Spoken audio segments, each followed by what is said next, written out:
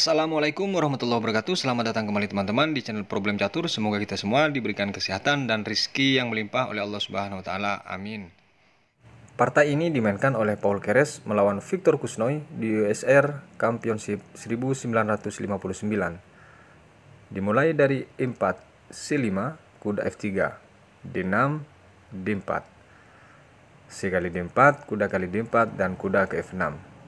Gajah ke C3 untuk melindungi pion E4, A6, gajah ke E2 dan E5. Setelah diancam kuda lari ke B3, maka terbentuk bangunan pembukaan Sisilia varian Oposenki. Gajah ke E7, dan di sini kedua pemain sama-sama rokade teman-teman. Gajah ke E3 dijawab oleh Keres dan menteri ke C7. Pengembangan menteri ke C7 ini untuk target tersembunyi menyerang ke sayap raja. A4 dijawab oleh Keres, B6. Semakin kelihatan serangan tersembunyi itu dengan menaikkan gajah ke B7 nantinya. F3 dilanjutkan dengan gajah tetap ke B7 teman-teman. Benteng ke F2 dan benteng ke D8. Jelas di sini dari Kusnoy berniat untuk memajukan pion D6 ke D5 teman-teman. A5 dijawab oleh Kusnoy, kuda B ke D7. Kuda ke D5 didului, khawatir dia takut didorong pion dari Keres, dan di sini diterima.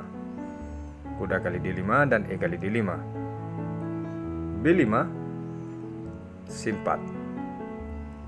Lagi-lagi didului inisiatif dari hitam ini teman-teman.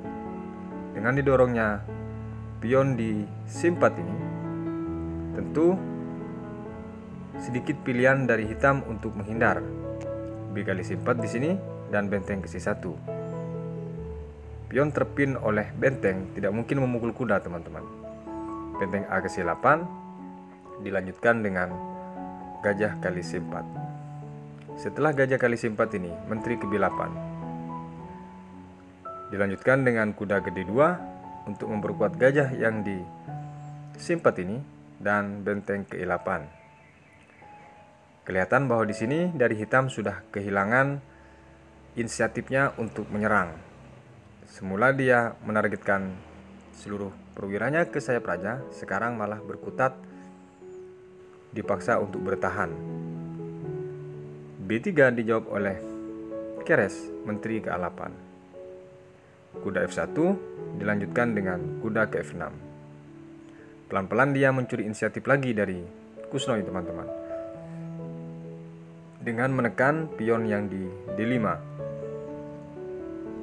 Benteng ke D2 dilanjutkan gajah ke D8.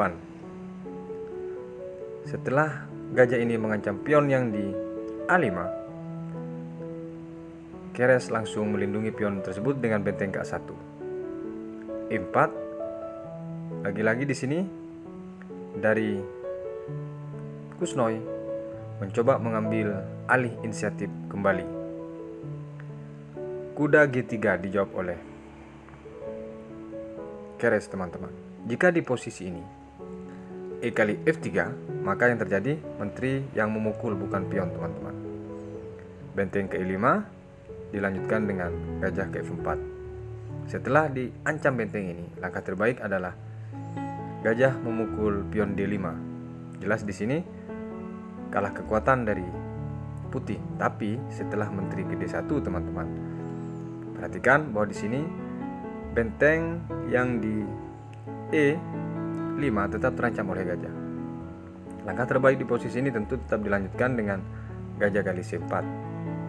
Dan di sini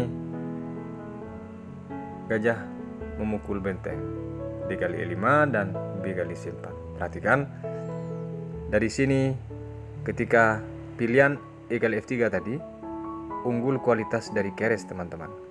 Kembali ke posisi di saat kuda G3, langkah partai, dia menjawab G6 teman-teman. Karena dia tahu ketika dipukul akan kalah kualitas nantinya. F4 dijawab oleh Kusnoy untuk menuju ini, dan Keres langsung menaikkan pion gajah ke C7. H3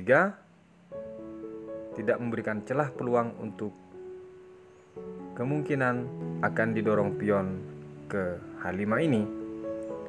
Gajah ke B8, raja ke H2, dilanjutkan dengan gajah ke A7. Lagi-lagi dari Kusnoi mencoba mencuri inisiatif yang mendominasi diambil alih oleh Keres, teman-teman. Kuda ke F1 di sini dan dijawab H5. Menteri ke E1 dan raja ke G7, teman-teman.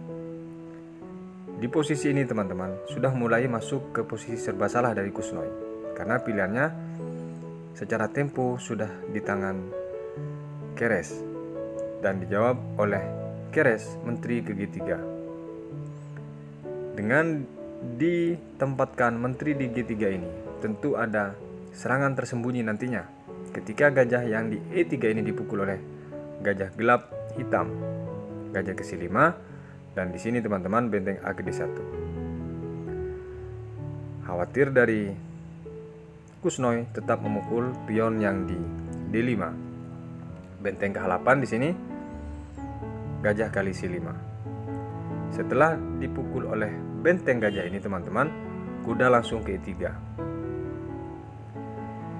Jelas bahwa nanti akan dipasang pertukaran pion yang di F5 nantinya. H4 dijawab oleh Kusnoi, didului posisi itu diambil alih oleh Kusnoi, dan Keres menjawab menteri ke E1 lagi. Benteng kali A5 di sini dilanjutkan dengan benteng ke E2. Setelah terancam, dia kembali lagi ke C5, teman-teman. Menteri ke C3 dan gajah ke C8. Tekanan dari Kusnoi sudah mulai kelihatan, teman-teman, karena inisiatif sudah diambil alih oleh hitam saat ini. Tapi langkah kompleks yang dimainkan oleh Keres di sini setelah kuda naik ke G4 ini merupakan salah satu langkah paksa, teman-teman, karena ancaman dari kuda ini adalah menteri akan memukul kuda yang di F6, dan ini tidak bisa dilindungi. Kuda tersebut tidak bisa bergerak karena terpin oleh menteri. Ini merupakan langkah paksa dan dipukul oleh Kusnoi. H kali G4 di sini, dan ternyata, teman-teman, langkah dari Kusnoi setelah dipukul gajah yang di G4 ini, dia mendorong H3. Satu langkah dari ini, teman-teman, dari Kusnoi menyerah. Kemana langkahnya? Adalah didorongnya pion G3. Dia menolak untuk peraduan dengan bidikan tetap kuda yang di F6. Jelas di sini kuda itu harus jatuh, teman-teman. Langkah terbaik di posisi ini. Kenapa dia menyerah? Baik, adalah benteng ke C8 karena kuda tidak bisa dibela. Dan datang G5. Dia harus pasrah kehilangan kuda. Langkah terbaiknya hanya menggeser raja ke H7. Menteri kali F6 di sini dan benteng ke C7 untuk menjaga F7 ini. Langsung dipukul pion D6. Atau bisa jadi dari putih bisa memukul pion yang di E4, tapi terbaik adalah memukul pion D6. Ketika di sini memaksa peraduan, akan dipukul lagi pion yang di A6, teman-teman. Menteri ke D7 dan dilanjutkan dengan benteng sekarang memukul pion E4. Satu demi satu akan digunduli dari hitam. Sudah kalah perwira, juga kalah pion, teman-teman. Benteng ke A7, menteri ke F6. Di sini boleh sekak benteng ke A2, tapi jelas ditutup oleh benteng ke E2. Lagi-lagi memaksa peraduan. Ketika menteri ini ke F5 lagi-lagi mengajak peraduan, benteng akan ke E2, teman-teman. Dilanjutkan dengan menteri kali menteri di sini, G kali F6.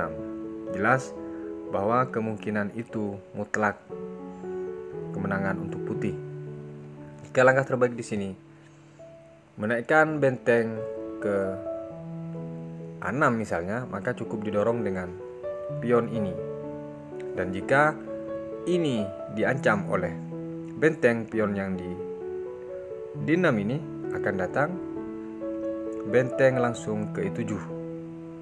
Jelas bahwa di sini tidak bisa dibendung serangan atau promosi dari pion yang di D6 ini, teman-teman. Kenapa dia menyerah di posisi G3? Itulah alasannya. Baik, sekian dulu, semoga bermanfaat. Sisilia varian Oposengki yang dimainkan oleh Paul Keres melawan Victor Kunois. Sampai berjumpa di video berikutnya. Wassalamualaikum warahmatullahi wabarakatuh.